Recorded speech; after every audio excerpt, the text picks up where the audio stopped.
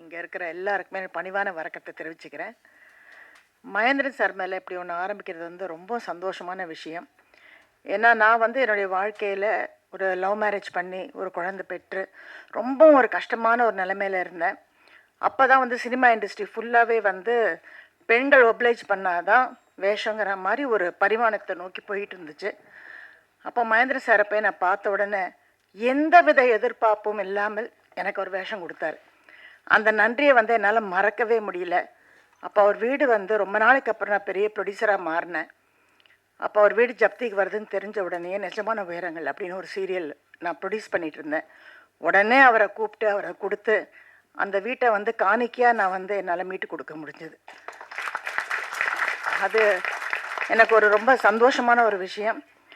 நான் வந்து கவர்மெண்ட்டோட அஃபிலியேஷன் வாங்கி வச்சுருக்கேன் காலேஜுக்கு. ஆக்சுவலாக எனக்கு டைம் இருக்கலை. ஏன்னா நான் எப்போல்லாம் வந்து ஏதாவது ஒன்று பண்ணணும்னு நினைக்கிறேனோ உடனே ஒரு ஹிந்தி சீரியல் வந்துடும். இப்போ நான் ஹிந்தியில் வந்து 3 சீரியல் பண்ணிகிட்ருக்கேன். அதுவும் எனக்கு ரொம்ப பிடிச்சது மைத்தாலஜி. ஸோ நான் மைத்தாலஜி சீரியலாக பண்ணிகிட்ருக்கேன். இந்த மாமியார் மருமகள் சண்டை வேண்டாம் அப்படிங்கிறதுக்காக. ஏன்னா அதனால் ஜனங்களுக்கு நமக்கு சொல்கிறது எந்த விதமான நல்ல விஷயமும் கிடையாது. ஸோ அப்போ கண்ணன் சார் சொன்ன உடனே நான் சொன்னேன், சார் அஃபிலியேஷன் வந்து என்கிட்ட இருக்குது. நான் சொல்லலை, இப்போ இங்கே சொல்கிறேன். அஃபிலியேஷன் இருக்குது. ஸோ உங்கள் ஸ்டூடெண்ட்ஸுக்கு கவர்மெண்ட் சர்டிஃபிகேட்டே நம்மளால் கொடுக்க முடியும்.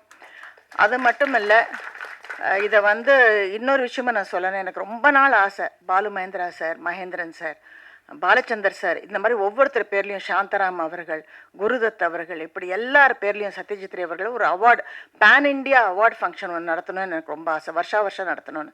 ஸோ நான் கண்ணன்ட்ட சொன்னேன், இவ்வளோ நல்லா பண்ணுறீங்கன்னா please conduct an award function and அதுக்கு தேவையான ஃபண்ட்ஸு பூரா என்னால் கொண்டு வந்து தர முடியும்.